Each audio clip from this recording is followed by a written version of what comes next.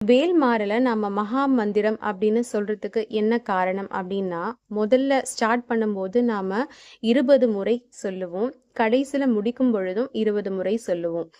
64 அடிகளுக்கு இடையிலையும் ஒவ்வொரு அடிக்கு ஒவ்வொரு தடவை வீதமா 64 முறை சொல்லுவோம். அதுக்கப்புறமா 2, 32, 35, 61 இந்த அடிகளுக்கு அப்புறமாகவும் நம்ம சொல்லுவோம். அதாவது 4 முறை திருத்தணி அப்படின்னு ஆரம்பிக்கக்கூடிய அந்த பாடல் வரும். மொத்தம் நீங்க கூட்டு தொகையா பார்த்தீங்கன்னா 20 + 20 + ஒரு 64 + ஒரு 4 இது மொத்தமா நம்ம கூட்டு தொகையா பார்க்கும்போது 108 முறை நம்ம பாராயணம் பண்ற மாதிரி இருக்கும். இப்படி 108 முறை பாராயணம் நாம செய்யறத மந்திரம் அப்படின்னு சொல்லுவோம்.